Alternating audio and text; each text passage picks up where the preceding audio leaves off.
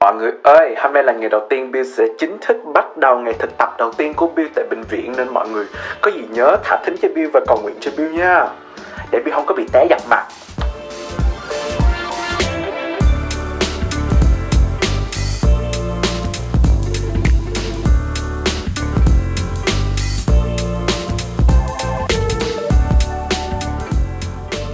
Xin chào mọi người, cho Bill xin giới thiệu Bill tên là...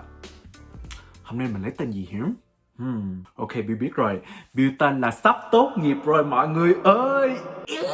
Thì ngày hôm nay với mọi người, Bill có một cái video rất là special để cho mọi người xem nha. Lý do là tại vì ngày hôm nay á mọi người, nói cho mọi người nghe, tình cờ đó là trong một cái bài mà Bill phải nộp vô trường trước khi tốt nghiệp đó, Bill muốn quay một cái video cho lớp của Bill, mà cũng nghĩ rằng là chắc nhiều bạn cũng muốn xem, nên là thôi lấy nhân dịp này để chia sẻ về cái chủ đề của video ngày hôm nay với mọi người luôn, và đó chính là về công việc học của Bill. Thì cho những bạn mà đã từng theo dõi channel của Bill á, thì Bill nghĩ là một thành phần lớn là những bạn rất là thắc mắc về công việc học của Bill, nên là ngày hôm nay Bill muốn chia sẻ về những cái trải nghiệm của Bill cả 4 năm nay ở trường dược. Thôi xong mình không có lấy nhân dịp ngày hôm nay để tiếng Anh mình gọi là kill two birds with one stone, vừa được đạt bài và vừa được chia sẻ với mọi người về một cái chủ đề mà Bill nghĩ nhiều người cũng muốn học hỏi về Bill. Ngày hôm nay kiểu ngồi xuống để giống như là tỏ tình, không phải đúng chữ mọi người, thì kiểu là hôm nay Bill muốn ngồi xuống để giống như để reflect về những cái trải nghiệm của Bill. Thì nếu mà mọi người muốn nghe Bill kể chuyện thì xin mọi người tiếp tục đón xem video ngày hôm nay nhé. Chắc nhiều bạn cũng thắc mắc là học trường dược ra sao. Bill đã học được học gần 4 năm rồi, cũng sắp tốt nghiệp, nên là mình đã trải nghiệm rất là nhiều thứ, nào là tiếp xúc với nhiều thành phần trong cộng đồng bệnh nhân đó, nào là tiếp xúc với những người làm trong nghề, hay là làm trong những lĩnh vực khác của ngành sức khỏe. Nói chung là sau 4 năm Bill thấy Bill thay đổi rất nhiều. Tất nhiên mình học rất nhiều thứ, nào là những điều tốt hay những điều xấu, nhưng đó là Bill thấy là một điều rất là bình thường, đúng không? Nhất là khi mình còn tuổi trẻ và mình phải học hỏi về đời nữa. Thì Bill nhớ là năm đầu Bill vô trường dược đó, là trường đã sắp xếp Bill đi thực tập tại những bệnh viện và những nhà thuốc. Bill nhớ là hồi đó vô đó mình thấy cũng rất là ngây thơ, kiểu là giống như là không biết trời đất gì hết, cứ ỷ lại là khi mình đi thực tập á, thì mình sẽ học hỏi rất nhiều. Thì đúng, mình có học hỏi được rất nhiều thứ, nhưng mà trong những cái trải nghiệm đó cũng có những cái bài học rất là quan trọng mà Bill nghĩ sẽ giúp bổ sung cái công việc tương lai của Bill. Mới đầu á, Bill cũng không có ưng ý gì để giống như là để tập trung để giống như bổ sung cái trí tuệ của mình hả. Kiểu là sao Bill cứ ỷ lại là trong tương lai Bill sẽ học hỏi được trong nghề của Bill nhiều hơn. Nhưng mà cái đó là một điều Bill thấy cũng rất là nuối tiếc, là từ đầu á là Bill không có kiểu cố gắng vươn lên. Cũng không hiểu sao nữa, chắc tại vì sự thật có mọi người, ngày xưa trước khi Bill vô trường dược đó là cái niềm đam mê cho cái ngành này á, Bill cũng không có nhiều cho lắm. Trong những cái sở thích của mình đi, thì kiểu là Bill cứ, tiếng Anh là mình nói là put it on the back burner.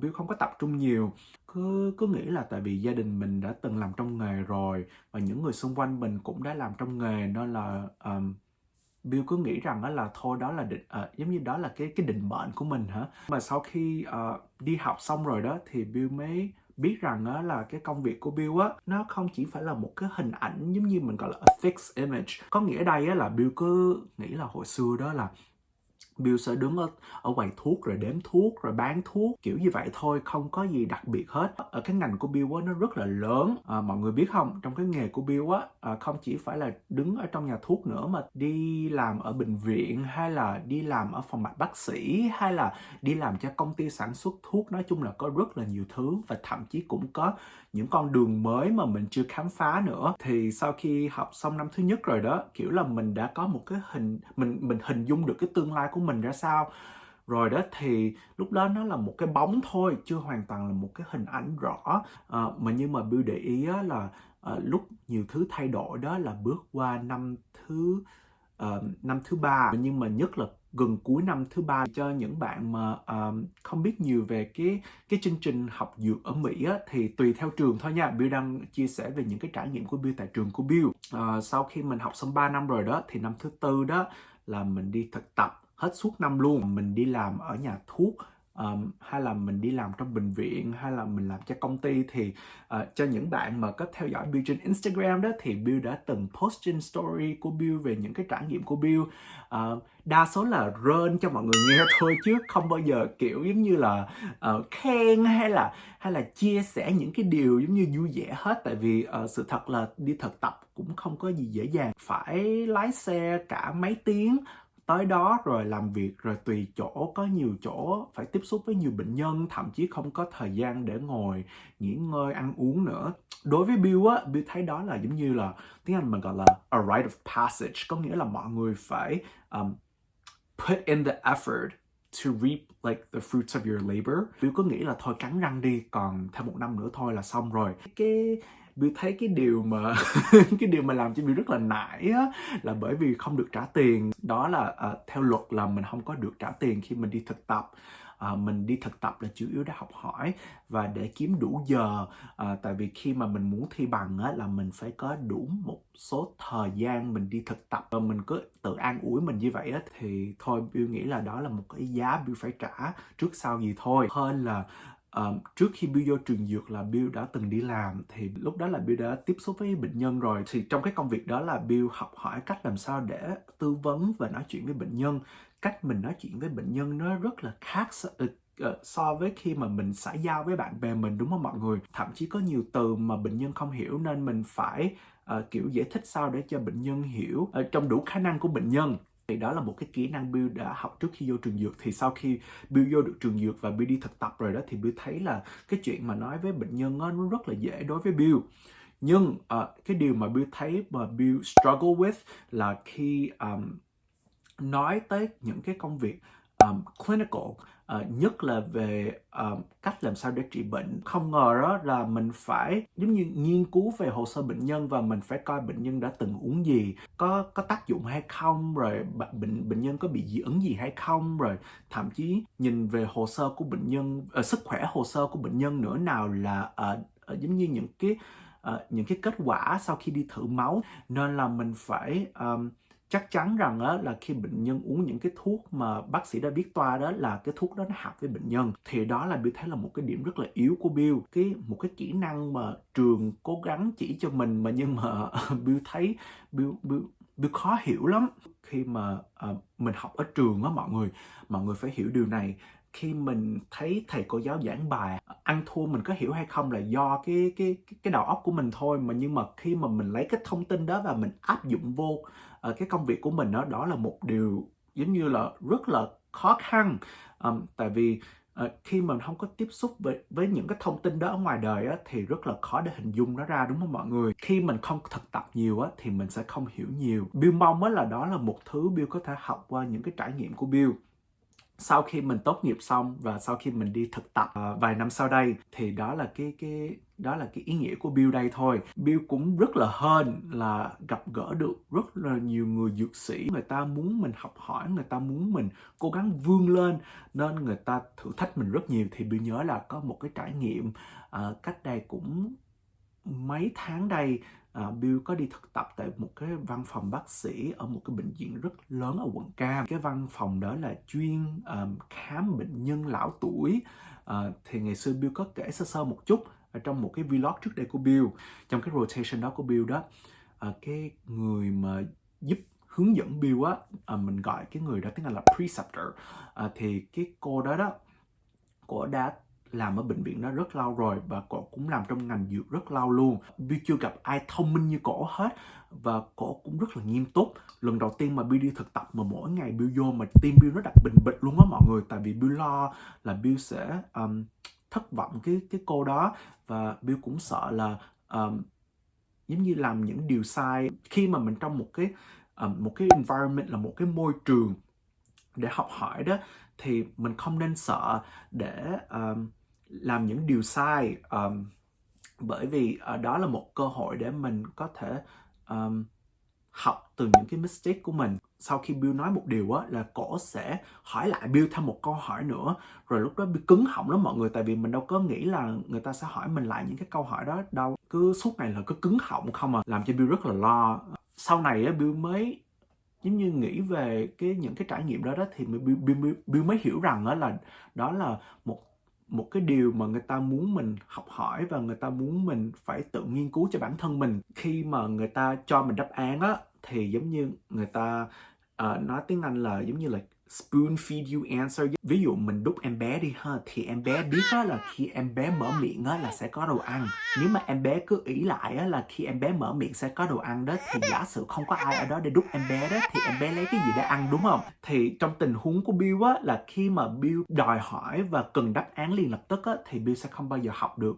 Nên là mục tiêu của cô ấy á là cô muốn Bill là phải cố gắng tự học cho bản thân mình. Khi ra đời á cũng không có ai sẽ hiền và cũng không có ai sẽ giúp đỡ được mình, trừ ra bản thân mình thôi. Mình phải tự giúp bản thân mình. Đó là một điều Bill học từ những cái trải nghiệm của Bill. Nói chung là Bill cũng rất là biết ơn về những người mà Bill đã từng tiếp xúc trong cái công việc học của Bill. Bắt Bill ngồi xuống và kể những cái điều mà Bill học cho hết á thì cũng rất là khó, nhưng đó là những cái thứ mà Bill thấy nó ám ảnh hả mọi người? No, sai từ rồi. Đấy giống như là it left a huge impact on me, and those makes for some of the best lessons I've learned thus far in my education. I'm forever grateful. It was hard, but you know, it had to be done one way or another. Bill cũng từng nói trong video trước đây của Bill á, Bill không phải là học sinh giỏi. Giỏi đây là không phải giỏi về giống như là sách vở. Đôi khi Bill thấy rằng là Bill muốn giống như kiểu là giơ hai tay lên và bỏ thua. Đúng không mọi người? Không biết đúng từ không? Bỏ thua hả? Giống như là muốn nghỉ luôn á. Cực quá mọi người. Học nó không có vô đầu, mà đi làm á mình không có kiếm được một cái sự động lực. Mình sống qua ngày để làm chi nữa ha. Cái điều mà Bill thấy giúp Bill vươn qua được á là do về một cái sự hy vọng và một cái ước mơ cho một cái ngày mai tốt đẹp hơn. Trời ơi sao sến quá. Mà đó là đối với Bill thôi. Chắc mỗi người sẽ có một cái động lực riêng, nhưng cho Bill á, Bill cứ nghĩ rằng đó là ngày mai mình sẽ có một thứ gì để mình có thể đạt được. Nhưng cũng đừng quên rằng á là mình cũng chỉ có giây phút hiện tại của mình để mình tận hưởng. Đừng quên về quá khứ của mình, mà cũng đừng có lo về tương lai của mình nhiều quá. Quan trọng nhất là mình biết mình đang ở hiện tại ở đâu. Hồi Bill còn bé đó, Bill nhớ rằng là Bill đi học suốt ngày không à. Cứ nghĩ là thôi ngày mai sẽ đi học, rồi sau đó tháng sau cũng đi học, rồi năm sau cũng đi học. Học sau cấp 1 lên cấp 2 lên cấp 3, vô đại học cứ nghĩ là thôi ngày mai phải đi học. Rồi sau đó xong đại học xong đó thì Bill cứ tự nhắc nhở mình là ngày mai phải đi học thêm nữa, tại vì Bill phải vô trường dược. Rồi sau đó 4 năm qua thì cứ nhắc như vậy. Rồi tự nhiên không ngờ đó là ngày hôm nay á là đã tới cái điểm cuối đó rồi. Nên người mình nó không phải nó khó chịu, mà giống như là Bill thấy Bill rất là confused. Cứ nghĩ là ngày mai mình phải đi học, mà không ngờ đó là ngày mai sẽ không cần đi học nữa. Bill đã sắp tới đây á là Bill sẽ, tiếng Anh mình gọi là close the chapter, là mình sẽ giống như mình sẽ đóng một cái chương hay là một cái tập, rồi sau đó mình sẽ mở một cái chương mới, và cái chương mới đó là cuộc sống sau khi đi học. Nói tới cái chuyện đó cũng làm cho Bill rất là cảm động, là tại vì không ngờ là mình có ngày là mình sẽ trưởng thành, mình phải lớn thôi. Bill còn nhớ ngày xưa đi học rồi về nhà rồi ăn uống với mẹ Bill với là chị Mai. Wow, thời gian càng lớn tuổi thì thời gian nó càng qua nhanh hơn. Bill nhìn mẹ Bill thấy mẹ Bill càng ngày càng lớn tuổi, mặt mày thay đổi. Bill cũng vậy luôn mọi người. Bill thì đối với Bill thấy Bill đẹp hơn so với ngày xưa. Nghe thấy ghét hả mọi người? Nhưng một ngày nào đó Bill sẽ nhìn vô gương, Bill sẽ thấy mặt Bill nhăn nheo, không còn căng bóng giống ngày hôm nay. Và lúc đó mình đã trưởng thành rồi. Bill cũng mong là Bill sẽ vẫn đi làm trong ngành này. Lo tới những cái chuyện đó cũng không có bổ ích gì cho Bill hết. Nên là thôi Bill cố gắng, Bill sẽ tận hưởng những giây phút này để biết ơn cho những điều Bill đã từng trải nghiệm trong quá khứ và cũng có một cái niềm hy vọng cho tương lai của Bill. Hôm nay mình đã kiểu ngồi và tâm sự với mọi người và cũng xong một bài học rồi mọi người. Không phải bài học cuộc sống nha, mà đây là một cái bài học mà Bill phải upload trên website đó. Bill mong là Bill sẽ đạt được điểm cao cho cái bài này. Thôi coi như Bill sẽ kết thúc cái video tại đây. Cảm ơn mọi người đã tiếp tục theo dõi channel của Bill. Nếu mà mọi người chưa follow Bill trên Instagram đó thì xin mọi người đừng quên theo dõi Bill tại đó nha. Bill sẽ để cái handle tại đây để cho mọi người theo Bill nha.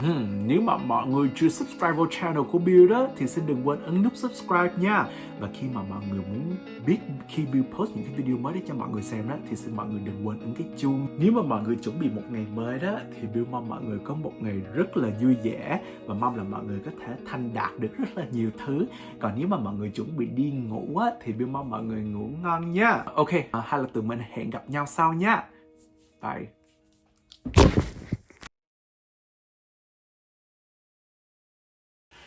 Mọi người ơi, hiện tại là Bill đang trong cái toilet dành cho riêng cho bác sĩ á, nhìn rất là sang. Mọi người coi nè, có cái kệ sách nè, nhìn như khách sạn 5 sao á mọi người. Oh my god, getting so weird.